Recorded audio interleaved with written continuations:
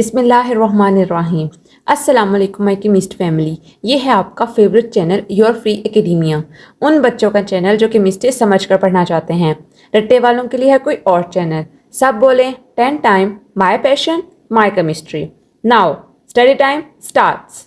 Okay बच्चों, कल के लेक्चर में हमने स्टडी किया था इंट्रोडक्शन इलेक्ट्रोकेमिस्ट्री के बारे में। हमने स्टडी किया था कि इलेक्ट्रोकेमिस्ट्री बेसिकली होती क्या है और किस टाइप के जो रिएक्शन होते हैं मेनली जो प्रोसीड करते हैं इलेक्ट्रोकेमिस्ट्री के अंदर। आज से हम अपना मेन टॉपिक स्टार्ट करेंगे।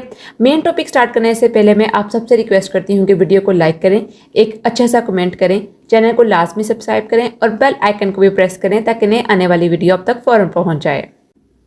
ओके बच्चों, कल का जो लेक्चर है वो हमने रिडॉक्स रिएक्शंस के ऊपर फिनिश किया था। मैंने आपको कहा था कि रिडॉक्स रिएक्शंस के बारे में मैं आपको कल ज़्यादा अच्छी तरह एक्सप्लेन करूंगी क्योंकि आज का मेन टॉपिक उसी से रिलेटेड है। कल हमने रिडॉक्स रिएक्शंस के अंदर दो टॉपिक पढ़े थे। एक था स्पॉन्टेनियस रिडॉक्स रिएक्शंस और एक था non spontaneous redox reactions. Spontaneous redox reactions के हमने अंदर स्टडी किया था। स्पॉन्टेनियस रिडॉक्स रिएक्शंस वो रिएक्शंस होते हैं जिसके अंदर रिएक्शंस खुद ब खुद टेक प्लेस करते हैं, मींस कोई एक्सटर्नल एजेंसी की जरूरत नहीं होती। जबकि नॉन स्पॉन्टेनियस रिडॉक्स रिएक्शंस वो रिएक्शन होते हैं जिसके अंदर आपको कोई एक्सटर्नल एजेंसी प्रोवाइड करनी पड़ती है। वो किसी भी फॉर्म में हो सकती है, वो किसी हीट एनर्जी की फॉर्म में हो सकती है, वो किसी काइनेटिक एनर्जी की फॉर्म में हो सकती है, वो किसी इलेक्ट्रिक करंट की फॉर्म में हो सकती है, इन एनी फॉर्म। तो उस तरह की रिएक्शन को कहा जाता है नॉन स्पॉन्टेनियस रिडॉक्स रिएक्शंस।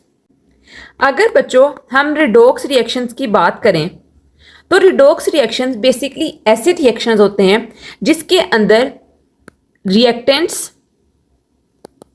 या तो कोई चीज गेन कर रहे हैं या फिर कोई चीज लॉस कर रहे हैं। दो तरह की चीजें होती हैं रिडॉक्स रिएक्शंस के अंदर। रिएक्टेंट्स या तो कोई चीज को गेन करते हैं या फिर किसी चीज को लॉस करते हैं। आज हम देखेंगे इसी का कॉन्सेप्ट कि गेन ऑफ समथिंग और लॉस ऑफ समथिंग क्या रिजल्ट करता है, किस तरह के कंपाउंड जो होते हैं वो आपस में जब रिएक्शन कर रहे होते हैं और जब उनके दरमियान गेन या लॉस हो रहा है किसी चीज का तो वो आगे प्रोडक्ट्स के अंदर कैसे चेंज हो रहे हैं। अब अगर हम बात करें रिडॉक्स रिएक्शंस के अंदर मेन चीजों की जो कि आती हैं ऑक्सीडेशन और दूसरी आती है रिडक्शन। ऑक्सीडेशन और रिडक्शन के बारे में दो कॉन्सेप्ट हैं जो कि बहुत ज़्यादा कॉमन है। हम इसको टू पार्ट्स के अंदर ही स्टडी करेंगे ताकि हम कंफ्यूज मत हों। आज हम एक पार्ट स्टडी करेंगे कि ऑक्सीडेशन और रिडक्शन को एक पार्ट किस तरह हम डिफाइन करते हैं और कल इंशाल्लाह हम इसका दूसरा पार्ट डिस्कस करेंगे कि इस तरह भी ऑक्सीडेशन और रिडक्शन को डिफाइन किया जा सकता है। सबसे पहले हम स्टडी करते हैं ऑक्सीडेशन। अगर हम जनरल टर्म्स में ऑक्सीडेशन के बारे में बात करें या जनरल हम किसी को इंट्रोड्यूस करवाएं कि ऑक्सीडेशन क्या है तो हम बेसिकली कहते हैं oxidation is the gain of oxygen और रिमूवल ऑफ हाइड्रोजन। बेसिकली ये एक कॉन्सेप्ट है जो कि ऑक्सीडेशन का हम पढ़ रहे हैं ऑक्सीजन और हाइड्रोजन के लिहाज से, जो कि आज हमारा टॉपिक है। क्या है ऑक्सीडेशन? कहते हैं गेन ऑफ ऑक्सीजन को या फिर रिमूवल ऑफ हाइड्रोजन को। अभी हमने पढ़ा कि रिडॉक्स रिएक्शंस के अंदर दो चीजें हो रही हैं, या तो गेन हो रहा है या फिर लॉस हो रहा है। अगर तो रिडॉक्स रिएक्शन के अंदर हमारे पास क्या हो रहा है, गेन ऑफ ऑक्सीजन हो रही है तो हम कहेंगे कि ऑक्सीडेशन हो रही है। या फिर अगर वहां पर रिमूवल ऑफ हाइड्रोजन है, मीन्स कि वहां पर ऑक्सीजन कोई काम नहीं है, ऑक्सीजन उस रिएक्शन के अंदर इन्वॉल्व नहीं है, ना रिएक्टेंट्स के तौर पर ना प्रोडक्ट के फॉर्म में, तो वहां पर सिर्फ हाइड्रोजन है। लेकिन अगर वहां पर हाइड्रोजन रिप्लेस हो रही होगी, मीन्स कि हाइड्रोजन जो होगी वो रिमूव हो रही होगी, तो हम तभी उसको ऑक्सीडेशन कहेंगे। अब अगर हम एग्जाम्पल देखें दोनों केसेस की अलग अलग से, दो चीजें बच्चों हमने पढ़ ली। एक है गेन ऑफ ऑक्सीजन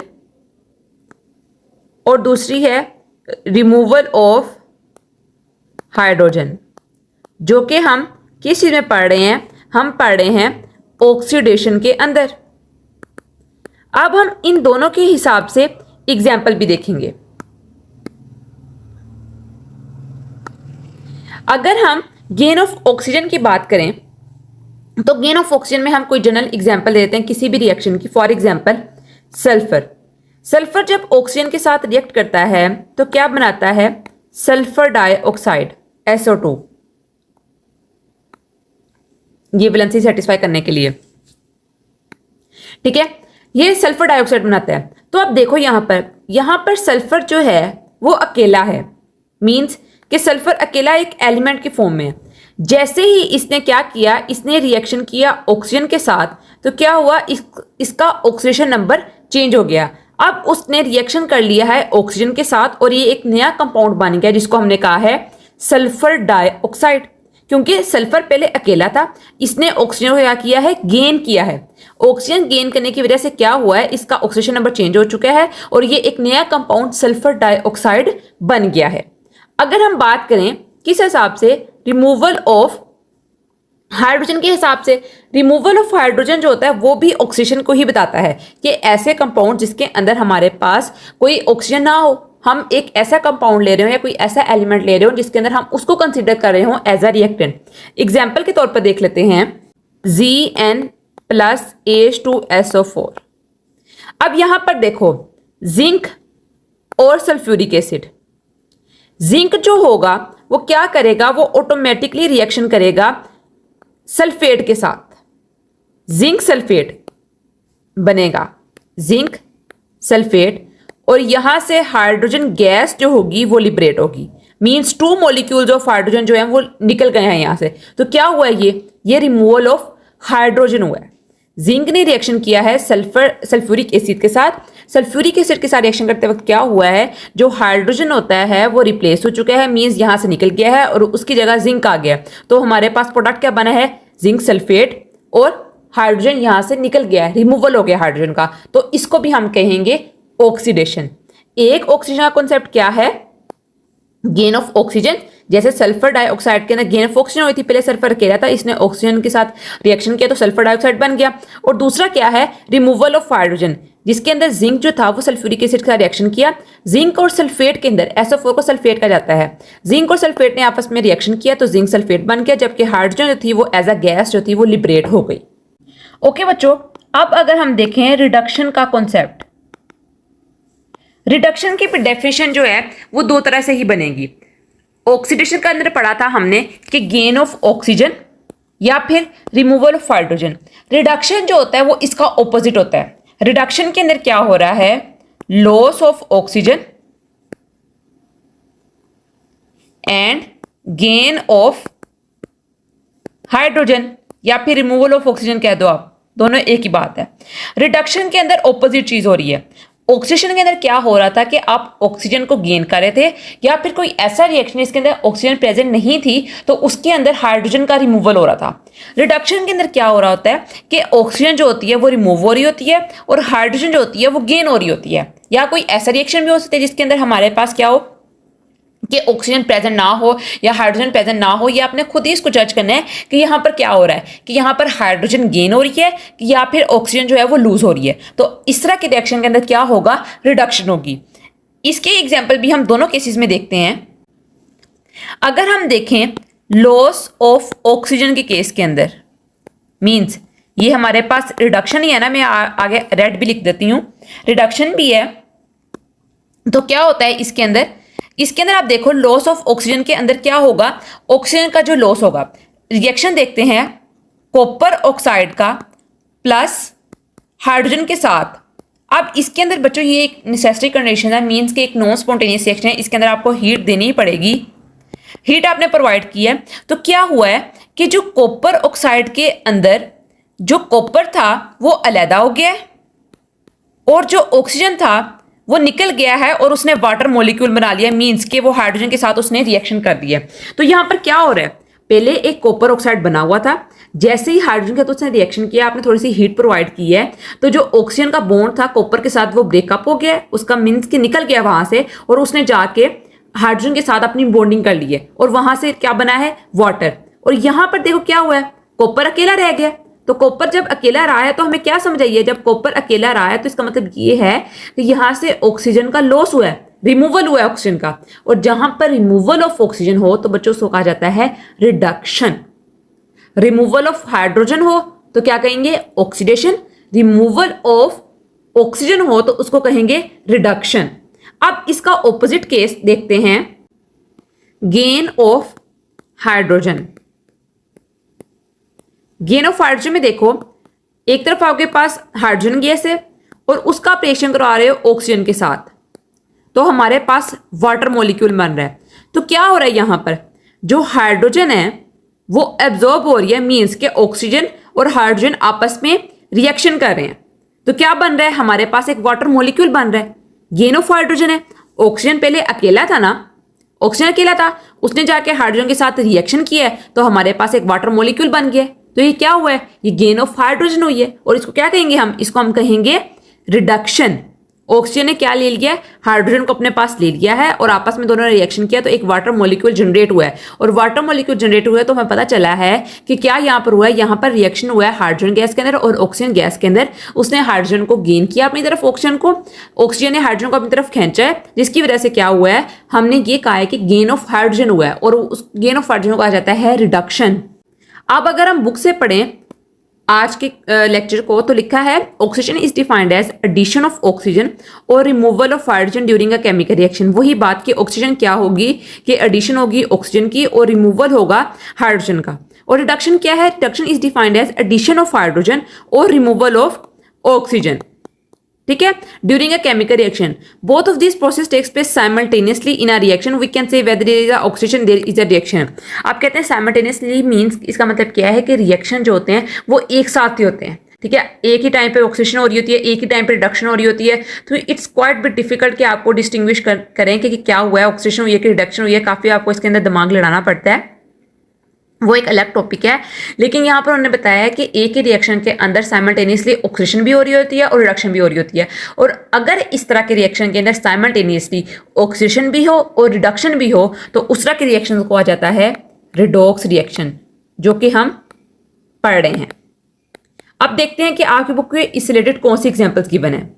तो बच्चों, आपकी बुक के ऊपर 2 एग्जाम्पल्स गिवन है ऑक्सीडेशन और रिडक्शन के हिसाब से। सबसे पहले एग्जाम्पल देखते हैं जिसके अंदर जिंक ऑक्साइड जो है वो कार्बन के साथ रिएक्शन कर रहा है, तो उसके प्रोडक्ट के अंदर जिंक प्रोड्यूस हो रहा है और कार्बन डाइऑक्साइड प्रोड्यूस हो रही है। अब देखो यहां पर सबसे पहले जिंक ऑक्साइड है। जिंक ऑक्साइड बाद में क्या हो रहा है, वो जिंक के अंदर कन्वर्ट हो रहा है, मींस कि यहां से जो ऑक्सीजन और जिंक का बॉन्ड है वो ब्रेकअप हो रहा है, ब्रेक हो रहा है। अब जब जिंक और ऑक्सीजन का बॉन्ड ब्रेक हो रहा होगा तो आपको पता है जब ऑक्सीजन जो होगी वो निकलेगी बाहर, मींस लॉस ऑफ ऑक्सीजन होगा। तो हमारे पास ये कौन सा रिएक्शन होगा? तो बच्चों ये हमारे पास रिडक्शन का रिएक्शन होगा। लेकिन ये सिर्फ और सिर्फ किस हिसाब से हो रहा है? ये जिंक ऑक्साइड के हिसाब से क्या हुआ है, ये रिडक्शन का एक रिएक्शन हुआ है। लेकिन साथ साथ आप ये भी देखोगे कि जो कार्बन है उसने तो यहां पर ऑक्सीजन को अपने पास लिया है। पहले कार्बन अकेला था, बाद में उसने ऑक्सीजन के साथ बॉन्ड बनाया तो CO2 प्रोड्यूस हुई है, मींस गैस प्रोड्यूस हुई है।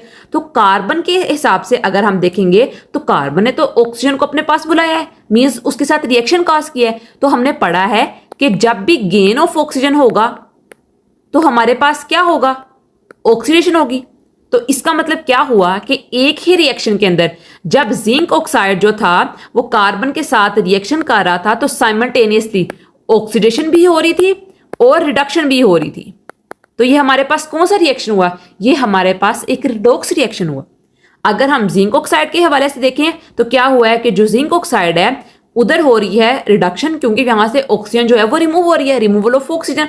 लेकिन अगर हम देखें कार्बन के हिसाब से तो कार्बन ने तो ऑक्सीजन को अपने पास बुलाया है, उसके साथ रिएक्शन किया है। तो गेन ऑफ ऑक्सीजन को क्या कहते हैं? गेन ऑफ ऑक्सीजन कहा जाता है ऑक्सीडेशन। अब हम देखते हैं अपनी सेकेंड एग्जाम्पल। सेकेंड एग्जाम्पल देखो, हाइड्रोजन सल्फाइड की रिएक्शन है किसके साथ? क्लोरीन के साथ। अब उसके अंदर क्या हो रहा है, अगर हम हाइड्रोजन सल्फाइड के हिसाब से देखें, पहले सिर्फ हाइड्रोजन सल्फाइड देखते हैं। तो पहले देखो कि हाइड्रोजन सल्फाइड किस में कन्वर्ट हो रहा है? सिर्फ सल्फर के अंदर, मींस कि पहले हाइड्रोजन और सल्फाइड के अंदर बॉन्ड था। अब क्या हुआ है कि हाइड्रोजन और सल्फाइड के जो 2 बॉन्ड्स थे वो ब्रेक हो गए हैं। तो सल्फर अकेला रह गया। तो अगर हम सल्फर और हाइड्रोजन के हिसाब से देखें तो यहां से हाइड्रोजन का जो हो रहा है वो क्या हो रहा है, रिमूवल। तो हमें पता है कि रिमूवल ऑफ हाइड्रोजन कहा जाता है ऑक्सीडेशन। लेकिन साथ साथ अगर हम देखें क्लोरीन की एग्जांपल, तो क्लोरीन पहले सिंगल एक मॉलिक्यूल था, ऑक्सीडेशन नंबर इसका 0 था। लेकिन जैसे ही इसने किसके साथ रिएक्शन किया है, H2 के साथ, तो इसकी वैलेंसी, ऑक्सीडेशन नंबर सब कुछ चेंज हो गया और इसने हाइड्रोजन क्लोराइड बना लिया एक मॉलिक्यूल। तो इसका मतलब क्या है, क्लोरीन ने क्या किया है, गेन किया है किसको, हाइड्रोजन को। तो बच्चों गेन ऑफ हाइड्रोजन को क्या कहा जाता है, गेन ऑफ हाइड्रोजन को कहा जाता है रिडक्शन।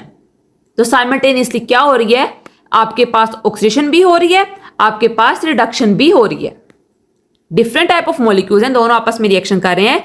एक तरफ से देखोगे तो रिडक्शन हो रही होगी, एक तरफ से देखोगे तो ऑक्सीडेशन हो रही होगी। तो अभी हमने पढ़ा है कि अगर किसी भी रिएक्शन के अंदर साइमल्टेनियसली, ये वर्ड याद रखना है, साइमल्टेनियसली ऑक्सीडेशन भी हो और रिडक्शन भी हो, तो इस तरह के रिएक्शन को कहा जाता है रिडॉक्स रिएक्शन।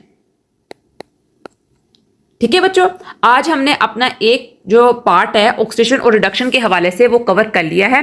कल इंशाल्लाह हम इसका सेकंड पार्ट कंप्लीट करेंगे, जो कि मोस्ट वैलिड कॉन्सेप्ट है, जिसको हम ज़्यादातर अपने इलेक्ट्रोकेमिस्ट्री के अंदर यूटिलाइज करते हैं। इसको हम जनरली बस समझते हैं कि ऐसा हो रहा है, लेकिन ये एप्लीकेबल सब केसेस में नहीं है। ये कुछ केसेस में एप्लीकेबल है, सारे केसेस में, सारे रिएक्शन में ये एप्लीकेबल नहीं होता। हमें फिर भी समझ नहीं आती कि इधर हुआ क्या है। ठीक है, तो बच्चों कल मिलते हैं एक नई वीडियो के साथ, इसी के पार्ट 2 के साथ। तब तक के लिए फी अमानिल्लाह।